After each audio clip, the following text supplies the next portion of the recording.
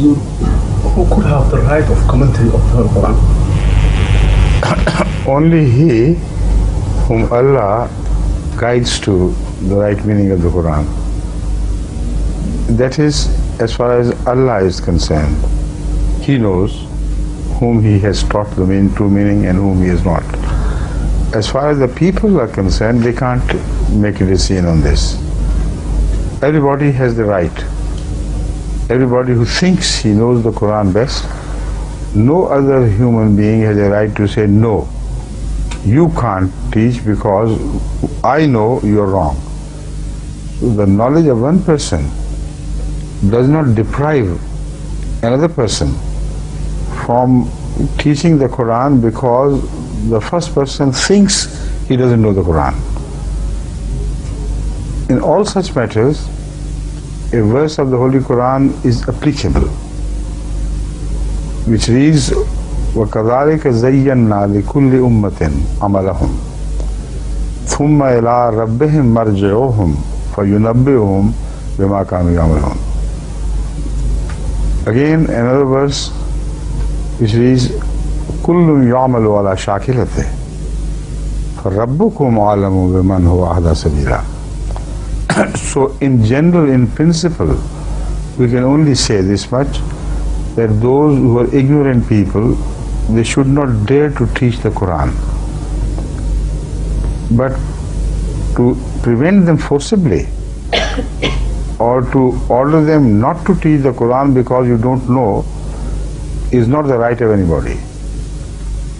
But those who know that they are committing mistakes, it is their duty to counter the spread of falsehood in the name of the Quran by telling the people around that the reason why we believe he is wrong, this is not the intended meaning of the Quran, is this, and according to our understanding of the Quran, because it is more rational and more understandable, we should not pay attention to this man's commentaries.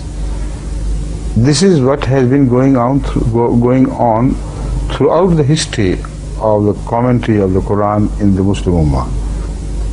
There is one area where, with the grace of Allah, the record of Muslim Ummah is excellent, despite grave differences of opinion. All the great commentators of the Holy Quran have collected opinions, diverse opinions of various scholars with whom they certainly do not agree. But out of their humility, they quote, Imam Ghazali has said this, Imam that has said this, Imam Razi has said this, Imam that has said this, and so on and so forth. Hazrat Abu Bakr Siddiq understood this, Hazrat Ibn Abbas understood that, Ikrimah understood this, and so on and so forth understood that. So they quoted all the different authorities with the meaning they thought were the true meanings of a particular verse under consideration,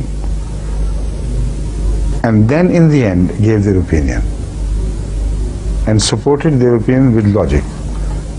This has been the noble tradition of the commentators of the Holy Quran, and I have never read any commentator declaring that because that commentator has misunderstood the Quran, so he should be stopped from such propaganda, or that commentator will go to hell because he has completely misunderstood the meaning and misled the people. Not one fatwa is delivered against any commentator, despite the fact that some of the commentators were diametrically opposed, head-on opposed to the views expressed by other commentators.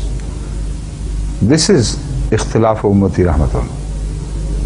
If ikhtilaf is carried out with this beauty, this noble attitude, then of course this is rahmah. So I hope I have answered this question.